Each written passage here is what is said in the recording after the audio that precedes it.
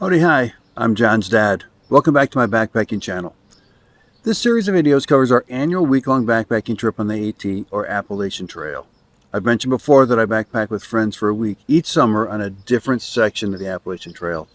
We cover from 50 to 70 miles depending on the terrain. This is our 9th year. It all started when we proposed to our scout troop that we replace the traditional summer camp with a week of backpacking. We could easily complete a lot of rank advancement requirements. The scouts would earn at least 3 merit badges along with the 50-miler award. It was a scout-led troop. They made all the decisions. It was fundamentally our role as adults to guide them and to ensure their safety. We obviously were disappointed that they chose a traditional summer camp. A few days after the decision was announced, one of our group asked, "Why don't we do it anyway?" 11 people signed up for that first year when we hiked the roller coaster in Virginia. Honestly, that was not an appropriate section. We had no idea about what we were getting into. We thought it was going to be a one-time event, hike the AT, get it done with. Since that first year, we've added 3 3-day backpacking trips to our annual schedule. We go out in the fall, winter, and spring too. For some reason, the winter backpacking trip isn't as well attended as the others. More than 30 different people have joined us over the years. Fathers, sons, mothers, daughters, siblings, grandfathers and grandmothers, friends, neighbors. This year, we decided to complete the southernmost section of the AT from Unicoi Gap southbound to Amicalola State Park. This section of the AT has correctly earned the moniker the Green Tunnel, but that makes the occasional views even more special.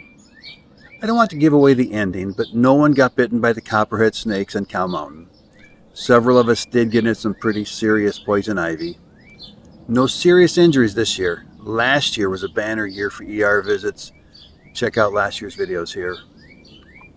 2 of us left the trip earlier than planned. One to take care of family matters back home, and I skipped the approach trail on the last day. My plantar fasciitis had gotten so bad that I was barely able to walk. It's now more than a week later, and it's just now starting to feel better. Mornings are especially bad. I hiked the southern section of the AT back in 2015, so I didn't need it for the logbook. I called a shuttle driver. By the way, check out the video notes for information on the Hostel and shuttle drivers we used. It all worked out great. Please suggest any sections of the AT that you think we might want to complete next year. Climbing Kungsleden is a leading favorite, but it comes with some physical and logistical challenges. It's a long way from home. Do you think we can do it? This is the first video in the series. It covers logistics and food planning. Subsequent videos cover the day-by-day events and views. I hope you enjoy the series. I look forward to reading your comments and questions. This is going to be a fun trip. On Saturday, John's dad's son and I are going to drive down to Amicalola State Park, stay at the lodge one night, check out the park. On Sunday, Ron Brown will shuttle us up to Hiawassee, where we're going to have lunch at the Hiawassee Brew. It's world famous in that area. Grace from Hitch-A-Hiker is going to take us out to Unicoi Gap then to meet up with everybody else at 4 o'clock. It'll be a short day. 3 miles from here up to Blue Mountain Shelter. Next day, up and over to Low Gap Shelter. We're going southbound, so we might meet a lot of people going the other way, and I certainly hope we do. From Low Gap Shelter, we go down to Hog Pen Gap, where we're going to get our first resupply. We've only been carrying 2 days worth of food to this point. That'll be at lunchtime. Lunch comes with our resupply, by the way, so we don't have to carry that ever. After lunch, we head out this way. Hang on while I flip the map. Voila. We'll come up here, stay at Mountain Crossing. The next day's a big day. We're going up and over Blood Mountain, so that'll be fun to check that out. I've heard lots of things one way or the other with that. Going down here to the Lance Creek Restoration Area. Now, we're going to treat this as a dry camp. There's been lots of comments and far out, and I've seen comments other places too, that the water here is making people sick. So we're going to treat it as a dry camp. So we're going to have to bring in a little extra water from here to cover dinner and to the next water source in the morning. We do get a resupply here at Woody Gap. That'll be at breakfast time. We continue on for most of the day up to Devil's Kitchen. That's a campsite up here. Now are come our two longest days, 11.6 miles each from Devil's Kitchen up to Stover Creek Shelter. And our last day, next Saturday, down we go, finish up over Springer Mountain. We're gonna go down to Amicalola State Park. That's where my car is gonna be parked, right near the visitor center. And we have an Airbnb reserved up in LJ. The last thing we do, the last night, we go and we have dinner together and talk about the trip and bond. We don't actually hike together. So the dinners and maybe lunches and maybe good views, that's the only time we actually talk to other people. So this last night is actually a big part of our experience. This spreadsheet is a segment of the planning spreadsheet I'm using for this year's AT trip. I've color-coded the 3 food bags we need to pack. Food bag 1 will go in our packs. Food bags 2 and 3 will be delivered to us as part of our resupply on Tuesday and Thursday. I'll put those 2 food bags in this blue backpack, along with clean clothes and a battery pack that I'll use to recharge my electronics as needed. Let me walk through the contents of each of my food bags. Here's my first food bag. Label with my name, and then because each food bag contains a different mixture of meals, I decided to write on each one what it needs: 2 breakfasts, 1 lunch, 3 snacks, and 2 dinners. And each food bag is unique, just based on when we're going to get it. For the 2 breakfasts, both days, I'm just going to have Pop-Tarts.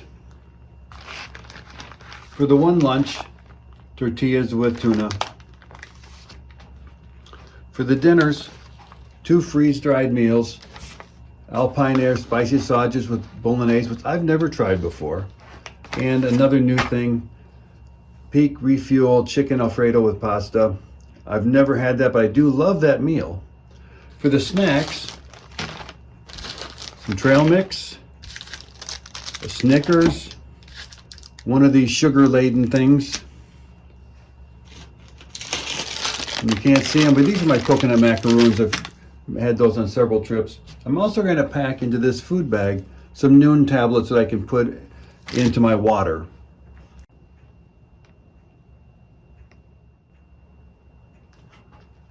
Food bag number 2 that we'll get with the first resupply. I need only 1 breakfast, 1 lunch, 2 snacks, and 2 dinners.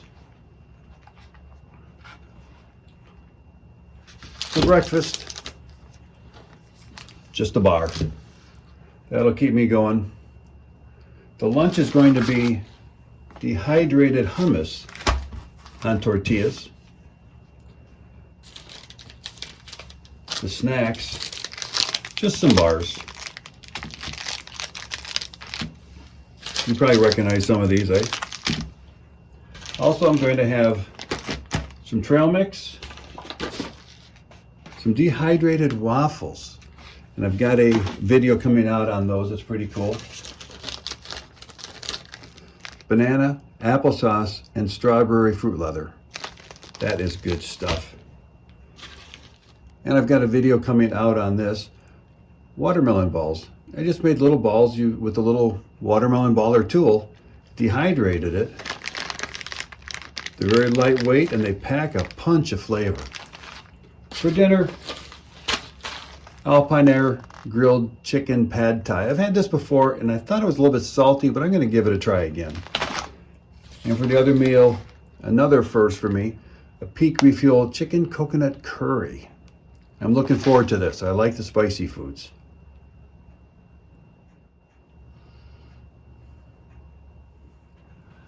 Food bag 3 is our heaviest. We have to cover the most meals. So I intentionally tried to move the heavier foods to bags 1 and 2 and try to leave lighter foods here in bag 3. 2 breakfasts, 3 lunches, 2 snacks, and 2 dinners.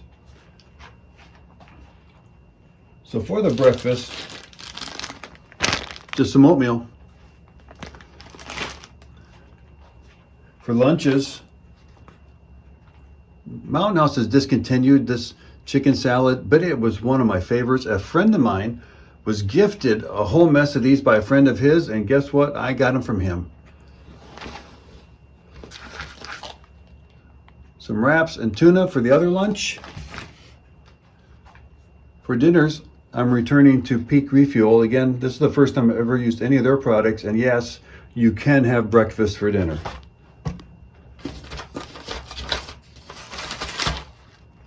Another Alpine Air Pasta Primavera with grilled chicken. I'm looking forward to that.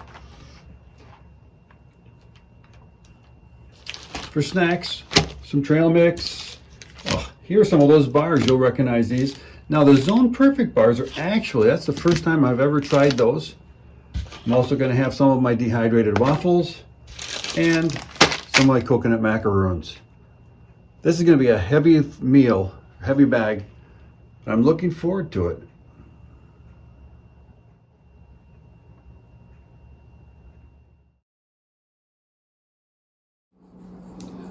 Here's what happens if you don't put wax paper between your tortillas. They become like one.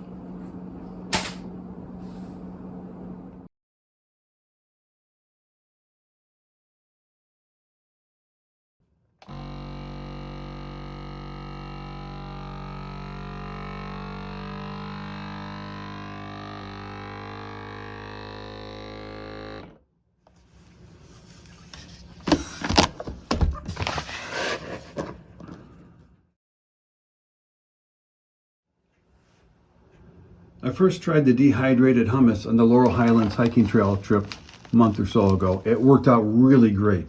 I struggled and struggled because I couldn't decide what kind of cracker I should take to eat the hummus. And then I realized when I worked in the Middle East, we didn't eat hummus on crackers, we ate it on tortillas or on pitas. So I'm taking along some tortillas and we're gonna have little hummus sandwiches. And it will be less messy, easier to do. I don't have to carry the original container. It'll work out really good, and I'm looking forward to it. This is very spicy hummus, my favorite.